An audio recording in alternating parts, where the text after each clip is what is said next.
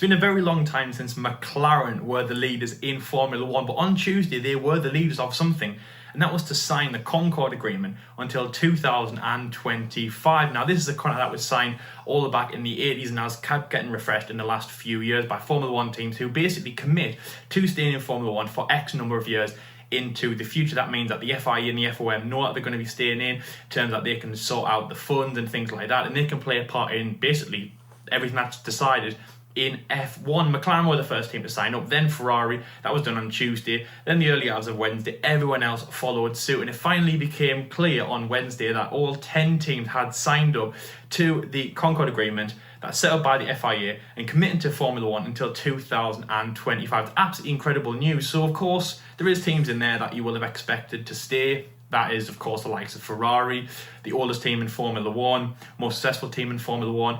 There's other teams as well, like Williams. You would think, it's good that they're staying around. We wanted them to stay, but of course they were at risk of getting dropped and having lack of funds around winter testing and what should have been the start of the 2020 season, losing Rocket and losing a lot of funds, but they're finally staying now. We also have teams like McLaren, who again, they've been long-serving, very successful team in Formula One. What's going to happen with them? It looks like they were secure. And then, of course, you have the new teams, Haas, AlphaTauri, who obviously changed from Toro Rosso last year, even Red Bull Racing, who, of course, only have around a decade of experience in F1. And that, of course, goes down to teams like Renault and also Mercedes, who were manufacturing teams in the automotive industry who were looking at other options outside of Formula One. Well, again, that has now been cleared up and they're going to be staying in Formula One. It's going to be absolutely incredible for them. There was a lot of talk that teams like Renault would be leaving Formula One, but now they're all going to be staying, so that's really good for the team, especially now we've been talking about new teams coming in. That can, of course, still happen, but no teams will be getting replaced or anything like that, and we will see these teams till 2025. Great news for the teams, whether you're young, whether you're old, whether you have loads of championships, or whether you have loads of points finishes, or maybe even no pole position points finishes in F1 is definitely some good news. So Jordan, all 10 teams staying in Formula One. It is great news, all the way from Mercedes, who of course have had recent success, to Ferrari, who've had success over the years and obviously been in Formula One since day dot really, to, as I say, teams like Haas and even Racing Point / Aston Martin. And again, the brand new team of Aston Martin for next year will be staying in F1. It's great news for F1 to have all 10 teams, whether you're at the top or the bottom of the table, staying in F1 till 2025. It's good news, isn't it? Yeah, I think it's a really good thing that all 10 teams have officially signed up, because when there's always the Concorde agreement, that name's circulating about, there's always rumours that one or two teams aren't going to be signing up. Now, if they don't sign up to that agreement, they won't be in Formula One for that following season. So it was all touch and go, really, and we were all a bit, it's getting close to the proposed deadline.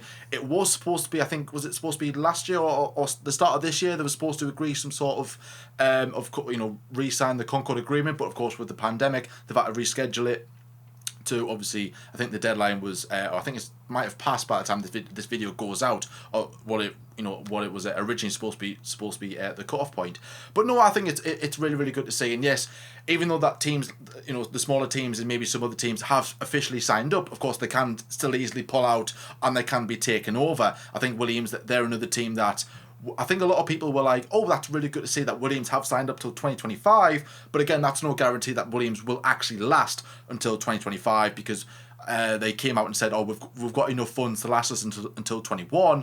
And then fingers crossed, when the new regs come in 22, that they have enough funds from potential investors to then go forward into the future, which is what we want to see. So it's basically like what you said there, Lau, about distributing prize money and stuff like that, which is what the main thing is. Do all teams agree to this? Yes. Sign on the dotted line, and hopefully it might attract a couple of new teams into the sport as well, which I think F1 we need. I would like to see one or two teams coming in onto the grid within the future, and hopefully that the new Concorde agreement might attract one or two people into the sport. But I don't think we'll get an official thing until we hit the new regs coming in 2022 and in 2023 and beyond that. I think one of the teams in particular that surprised a lot of people when they did sign up was Haas. Now, Haas have had a really bad start to the season, despite starting off their Formula 1 career relatively strong. Now, when a new team comes into the sport, quite recently we've seen Caterham, HRT and Borussia, they haven't really hit the ground running. I think they got really screwed over from the start with the 2009-2010 Concorde agreement, or even with, I think F1 at the time changed or said they were going to be changing some sort of prize money. They entered, and then all of a sudden everyone went back on their word. They were screwed over. And they're literally chasing their tails from the day dot. So when Haas came in, it was all a bit, oh, what are they going to be like? And they did do pretty well. They got really strong points at the start with Romain Grosjean, P6 in Australia and P5 in Bahrain. And then they've just pretty much been in the midfield ever since, really. And it's been pretty good to see, getting points every now and then. They're not really at the back. They weren't really struggling as much. And 2018 was a really strong year. But recently, it hasn't went their way. They had that deal with their Rich Energy that gave them not really a bad reputation, but it's not really good to see a team of your caliber in the media for all the wrong reasons, even though it's not their fault. Of course, it was all Rich Energy. However, it still isn't good to see, because other investors are going, oh, Haas has now got this dirty thing, lingering over them, which has now disappeared, which is good to see. So 2019 was a bad year, and 2020 isn't proven to be any better. And Gene Haas turned around at the start of the season, before everything kicked off, and said, we will be assessing the start of the season, and we'll see where we are going to be going in terms of the future. So I think a lot of people were thinking maybe he could sell up and sell it to somebody else, or even just drop out of Formula 1 altogether. So when the news came through yesterday, a couple of days ago, that the Haas did sign up, we were like, oh, brilliant, all 10 teams are in. Absolutely fantastic. But I was one of those, raised my eyebrows and went, Haas is staying. That's I would say that's pretty good. Of course, that's another team on the grid, but also means that Gene Haas does see something within the future, whether that he actually believes in the project, that it can get better, or there's a potential takeover involved in there somewhere. Lyle, you're like kind of second team. You've always said to me is like Haas. They're like the small team that you want to see do well. Well, first of all, I would imagine you're pretty happy to see Haas staying on the grid.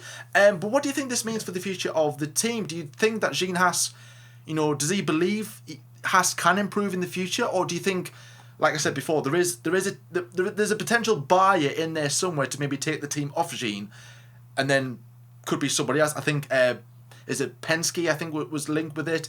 Penentha, I think, was another one, a Chinese investor as well. So there's a lot of rumours within that team. Do you think potentially that there are investors or potential new buyer interested in the team Haas, and maybe that's why they have signed up to the brand new Concorde agreement? When Haas came into Formula 1, it was absolutely great to see them. What they achieved in 2016 was incredible. At the end of the day, it's Gene Haas's business, and it kind of might be seen as just a business venture for him, and he might not be just running the team in the long term, as he said there. It might be looking at a takeover or something like that. So again, having Haas in there, really a Ferrari B team, of course, remember at the end of the day, take away some of these team names and you just have the B and the C teams of other teams. For example, Racing Point, take away that, it's a Mercedes. And even though they're going to be called Aston Martin in 2021, they're still going to be Mercedes B team.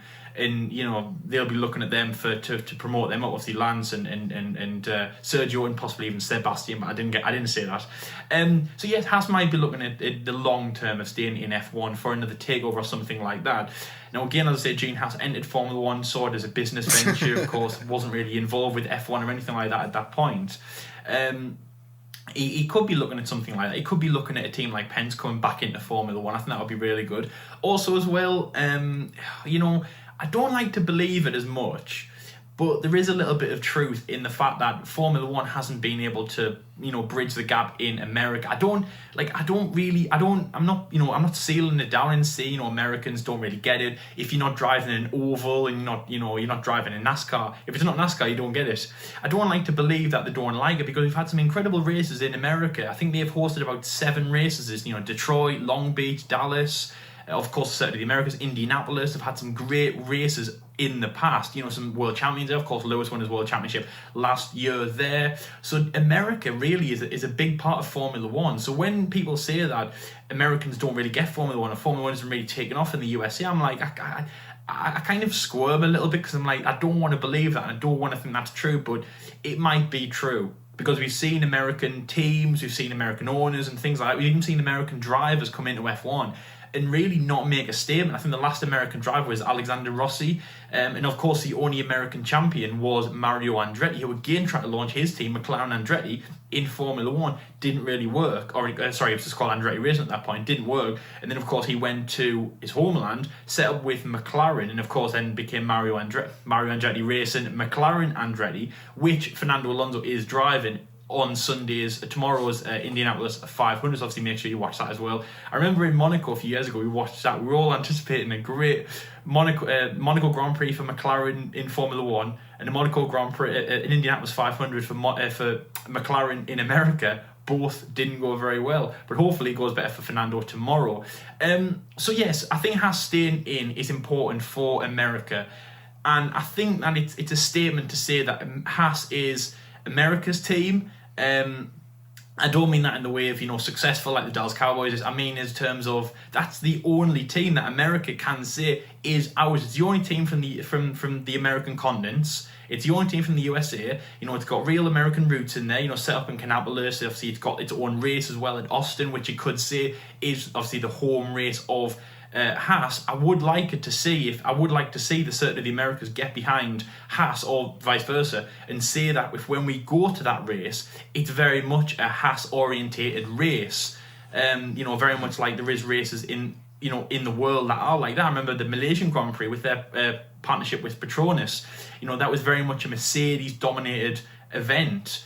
I think it's important for America to have Haas, and I think that's why they're staying in Formula 1, because it's a statement as well as a nation venture as well. Maybe they're looking at American drivers in the future. Maybe they're looking at a second race in the USA. We've discussed Miami and things like that in the past. Mm-hmm. I think there is something to do with staying in there for America. But obviously I agree with what you said there. I do think that Gene Haas is looking to the future. Maybe they are looking at either a takeover, or maybe not even that. Maybe Gene Haas wants to stay in Formula One. Maybe Gunter Steiner and all these people want to extend their partnership with Haas and maintain the name Haas in Formula One and just build a better team. Build more of a long-standing team. I mean, at this point, they'll have been in Formula One for 9 years. That'll be their 10th season in Formula One. They'll look back at Melbourne 2016 and go, that's 6th or 7th place for Romain Grosjean. The points, the record that we broke, we beat Toyota too. That's nothing, that, because hopefully at that point they'll be 9 years old, 10 season in. They'll have some good drivers. Don't know if it's K-Mag, don't know if it's Roman. We'll discuss that in a minute. Maybe it's an American driver, as I say. Maybe if it's Rossi, maybe it's Valentino Rossi. I said Rossi. It didn't have to be Alexander. It can be Valentino. You never know. Maybe they're more established in Formula One then. I think it's a good move for Haas, and I'm very excited, Jordan, that they have done that. And obviously, Haas. Yeah. I think when I went to Silverstone, I went mad with Haas. I didn't buy this at Silverstone, mind, but I went mad with Haas stuff. And yeah, I'd like to see them in F1. But if they are going to stay, what's going to happen to their two drivers, Roman and K-Mag? That's the thing now. We're not looking. When we were looking at Haas possibly leaving, what's their future's going to hold? It's a very sticky one. But as I say, hopefully maybe they look at American drivers or something like that. But definitely just making a better team overall. They're a Ferrari team as well. Maybe they can get them closer to Ferrari. Maybe they can even take a Ferrari driver, Sebastian Vettel. In the future, we don't know. But no, I'm very excited, Jordan, that they are staying in F1 until 2025, and I'm definitely getting behind them, or at least a little bit behind them, in the order of my teams. Obviously, Red Bull are first. I'm not saying I have a second team, but maybe Haas are just there. I just like them, that they were a new breath of fresh. And obviously, as I say, what America definitely need. But another one that I want to discuss, the team, Jordan, a big one, is Racing Point Aston Martin. Now, of course, we already knew that they were going to be Aston Martin from the get-go. Lawrence Stroll's definitely said that he's going to obviously, since Aston Martin broke off from Red Bull, they were going to form a brand new team. It's definitely going to be really, really big hyped. But moving aside from the name change, it's obviously being Force India, under all the rubble. And remember a few years ago, they were at risk of going out of Formula One in 2018 with the administration and things like that. And what Racing Point is a very strange view, because do you see them as a team to, be like a massive fighter? Aston Martin is an automotive company. Do you see them as an automotive company?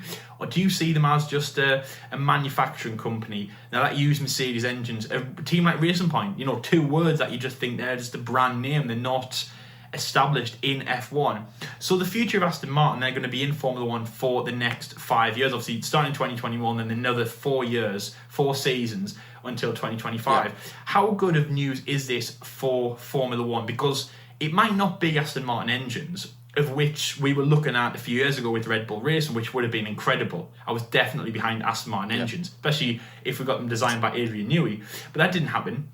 But it might not be Aston Martin engines, it might be Mercedes engines, but to have Aston Martin, the name, maybe even Racing Green adopted into it, how good is that for Formula 1, especially knowing that this team now is committing, as I say, for another 4 years, from when they start next year to 2025. How good is that, Jordan, to have them in Formula 1 and committing, and obviously having that great British name, Aston Martin, in the sport? I think it's good to have the name Aston Martin back into Formula 1. And especially with the direction that this Racing Point / Aston Martin are going in, with Lawrence Stroll's money being invested into the team. Of course, they've got the new factory being built in the next couple of years. It's all planning to be the next Mercedes, I would say. When Mercedes joined the sport, they were just a mediocre midfield team. I think there was potential there. I think nobody knew how dominant they would be when the new rules came into play in 2014, and they just soared. They were just on a different level. Will that happen with Aston Martin? Hey, nobody knows. That's a great thing about Formula 1. They could be the next Mercedes and just totally run away with the sport, or they could be the biggest flop ever. That's a bit extreme, but we don't know what direction they're going to be in. But we've certainly got early indications that Aston Martin, they are going to be certainly a force to be reckoned with. Battling for championships, I wouldn't put it past them, but obviously I don't want to make that call just yet. But like I said, big investment from Lawrence Stroll, and of course not just him, but the other people from that consortium as well, plus investors from elsewhere, and maybe some drivers bringing in some sponsorship money, and of course whoever drives for that team. It's certainly going to be a decent recipe for the future. We've seen this in the past. Teams come in, play it safe so far, and next thing boom, next year they've got those regulations spot on, and they're dominating the scene. I think Red Bull was like one of the early examples of this. They came into the sport doing fairly all right. They're a brand new breath of fresh air team. 2009 rolls around and they're battling for the championship. Exact same with Mercedes. They came into the sport. Silver Arrows are back in Formula 1 since the first time since 1955. Fangio drove for them. Sterling Moss, some really good names. And they've got a really good history in motorsport in general. And then, a couple of years in the midfield, and boom, sign Lewis Hamilton, statement of intent, we are here to win. Toto Wolff comes on board, so does Nicky Lauda. And then 2014 comes in, look at where they are now, still at the top, that consistent level. And that's what makes a good team. I think Aston Martin are going for that same kind of, that wavelength as well, certainly that same trajectory. Going up, staying at the top. It's going to be good to see, maybe, I'm hoping a battle between, let's say, Aston Martin, Mercedes, maybe someone else throwing in the mix, Ferrari or Red Bull perhaps, McLaren if you want to be ambitious. But no, I don't know, like I said, it's very hard to call whether Aston Martin are going to be the next big team or however they're going to do. But no, it is really good to see a car manufacturing name in the sport. They already are customer to Mercedes, so it makes sense that Mercedes are coming on board anyway, because Racing Point already have a Mercedes engine, Mercedes brake ducts and chassis apparently, but hey, as we know that actually is the case, the brake ducts anyway. But it is essentially a Mercedes car, just called Racing Point, but now they'll just be rebranded as Aston Martin as well. So I think we won't see the full potential until those new regulations, and that's when we'll see whereabouts Aston Martin are going to be. So it is quite exciting to see as well. So in between this time frame, between now and 2025, I think there could be a lot of things panning out. Maybe some teams on the brink of pulling out, or just leaving Formula 1. Ferrari saying, we're going to leave F1 because they normally do that every single year. Mercedes threatened to pull out. We're not going to be here because we're not happy with this. And then next day they signed a 10 billion year lease with Formula 1. It's just the way it is with F1. People like to complain, as we know. So Lyle, let's have a little bit of a prediction. How many teams do you think will be come the next Concorde Agreement in 2025, 2026? Do you think we'll have all 10 teams? Obviously, apart from Racing Point, they'll be rebranded Aston Martin, but that's still a team in general. Do you think we'll have all 10 teams? Do you think we'll have more teams? Or do you think we'll have less teams? What do you think?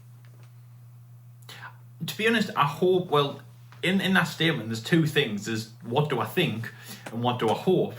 I think that we'll of course have the basics, Ferrari, McLaren, Red Bull will be Hopefully. there. I mean, that's Red Bull's biggest commodity now. You know, the energy drinks, the football teams, the air racing. You know, that's nothing. It's to be honest. I might be sounding a little bit biased, and I don't know all of Red Bull's thing. But when I think of Red Bull now, you know, even though I'm a Formula 1 fan, I don't think of like the Red Bull energy drink. I'll think of Red Bull, the Formula 1 team. If someone says Red Bull on the street, I'll think of Red Bull racing. I won't think of Red Bull, the drink.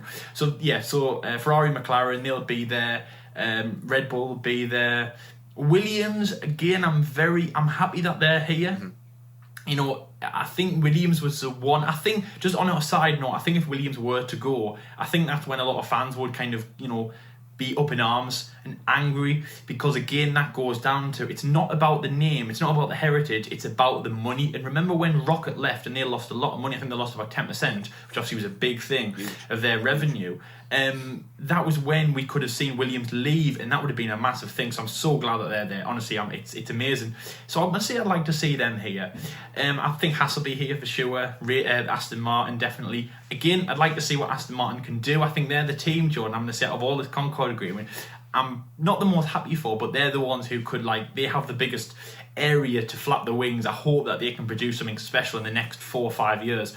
They can really develop into something like a Red Bull, like exactly what you said there. You know, Red Bull came in and just produced something insanely special. You know, between the Concorde agreement of whenever it was signed to the next one, it was incredible. I'm hoping that Aston Martin can do that. Teams like AlphaTauri, I don't know, again, the sister team to Red Bull, is that really working anymore? Of course, we've seen now the Red Bull program is almost dead. Are AlphaTauri even part of Red Bull anymore, or are they just a brand new team? And if they are a brand new team, I worry for them even more, because I'm thinking the only reason why Toro Rosso, I think, was sticking around for that long, obviously just a year after Red Bull and still there, was the fact that they were the sister team to Red Bull. They produced drivers like Danny Kvyat, Sebastian Vettel, Daniel Ricciardo, Max Verstappen, Carlos Sainz. Of course, Max Verstappen being a very big name from that, Sebastian Vettel being the biggest name from that.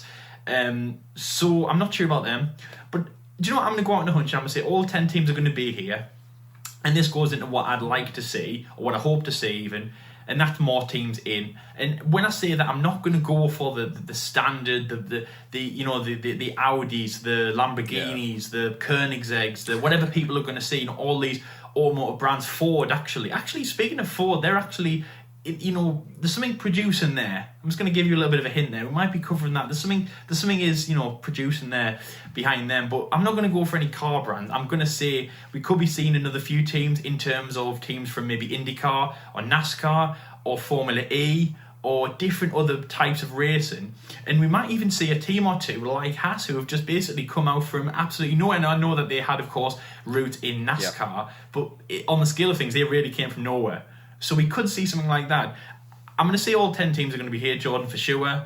And definitely teams like Renault, Mercedes, Aston, Ferrari, you know, the big ones. But I'm going to say we could be looking at a few more business teams, let's just call them business teams, you know, the ones where they've just, very much like Haas, but business teams in F1. I'd just like to see more teams in F1. We used to have 12 teams for a very long chunk of what I would say is me and Jordan's liking of Formula 1. Yeah. And then we went to 10, and it's like, we're used to it now. But when you think about it, for the world's biggest sport, for the biggest stage in motorsport, I think we should have more than 10 teams on the grid. We need to see a Formula 3 and a Porsche type grid where some drivers even have to go around, you know, like go on the grid spots which are on the corner and even not on the corner and things like that. That would be incredible to see.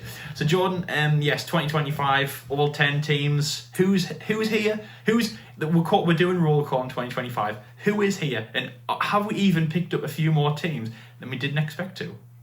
I think there'll be 10 teams on the grid. I don't think they'll all be the same kind of brand and name. I think Williams, for me, will be bought between now and the next agreement. Whether they are called Williams or not, I really don't know. That's probably a different kind of prediction, I would say, because I could say, well, Williams will, you know, that someone will keep the name, but if you've got a luxury company and you want to have your name on that F1 team, you know, as the name on the front door, then that's what he'll do. So, and he won't be bothered, or that could just be, you know, pushed to one side. So again, but I think another person will have Williams, And like I said, I don't know whether the name will be changed or not. I think we'll have the big teams. I think Mercedes will still be there. I think Ferrari will still be there. Red Bull possibly, and if Red Bull are there, AlphaTauri will be there definitely. McLaren certainly. I mean, they were on the brink of possibly going out of Formula One or even out of business altogether if they didn't been rescued by the Bahrain investors. And I suppose it is a bit of a punch, a stab in the dark kind of a prediction, because when I seen I knew teams were going to be struggling during the pandemic, but when they turned around and said, "Oh, McLaren's on the brink of going bust," it was like, whoa! I didn't expect them to be going bust. Out of all many teams, I was like, I can see maybe this one and this one and this one, but certainly not McLaren of all teams. But we don't know what's going to happen next week. We could have there's going to be 10 new applications just came through. And Chase Carey's always teased us with new teams or not. So, and I would say if the form doesn't improve, I think Alfa Romeo will pull out of the deal with Sauber, and I think we'll see the name Sauber return to Formula One, because it's still Sauber, but so you've got like Alfa Romeo here, but if you scratch on the surface hard enough, you'll see Sauber. It still is Sauber, just under the name Alfa Romeo Racing. So they could just pull out of that deal and go. And if they do so, this team will still be there. It'll just be Sauber. That's all it'll be. Or it could be Sauber Honda, Sauber Renault, Sauber Ferrari, whoever they got the engine deal with at the time. And I think we won't see a lot of this until maybe about 2024, when we're into a couple of years with the new regulations. Maybe even 2025, when the new agreement is due. Maybe even the likes of Mercedes might not be happy with the new regulations. They could just crumble and fall back to the grid and go, I think we're done here, guys. Let's go. It's such like I said, a stab in the dark prediction, but it's also, hey, we love a prediction here on the F1 Debate Show, so why not? So I would say 10 teams. I would like to say, I've always said this. I've said this for a while now. I would like to say one of the F2 teams have a go at Formula One, but I don't think that'll be the case until, like I said, 2022 with these new regulations. So yeah, I'm gonna go out on a limb and say yes, there will be 10 teams, but not all of them 10 teams will be in the same name. Like maybe Alfa Romeo could pull out, like I said. Williams, their name could potentially change. Haas is probably a big one. Now, again, they're a tricky one, because, like I said, if their form doesn't improve and they still are at the back in 2022, in 2023, then Gene Haas will definitely pull the plug and maybe sell it to someone else. But I think if there's ever a team that could potentially, out of just what I'm saying, again, we don't know what's going on behind the scenes with some teams, but from just like on a first glance type of thing, if there was a team to go, it would be Haas. They would pull out which would be terrible to see. Not only have we lost the team, but people lost their jobs potentially. And now we're down to 18 drivers and only 9 teams, and we don't want to see that. We want to see. I think the limit is 26 drivers. 26 cars we can see on the grid. So we want to see that maximum. We want to see as many people on the grid as we possibly can. But Formula One is a big business, and I think a lot of people will be watching these new regs, and potentially one or two car companies might have a dig at Formula One and have punted it.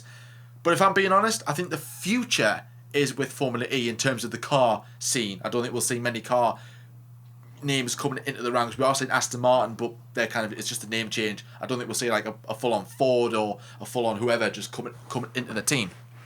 Renault is a very interesting one as well. Again, I don't know about Renault. I think they could be an outsider pulling out, because they're here to win. And they're bringing in Fernando Alonso to try and push the team forward. But is that going to be enough? If Renault are still in the midfield, they've spent all this money, they're going to go, financially it's not feasible to have this F1 team anymore. And I think they could pull out once again, and we could see the name Renault disappear. And again, they could be bought by Lotus, might come back for all we know. I don't know. It's so like but yeah, I think Renault. I think Haas and Renault, I think they're the two that could potentially be the ones to pull away. I think Renault is going to be a very, very interesting one.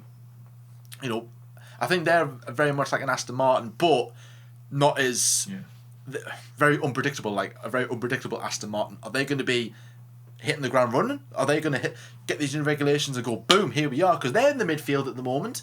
You know, they are doing what Red Bull and everyone else did. So are they going to go back to the top?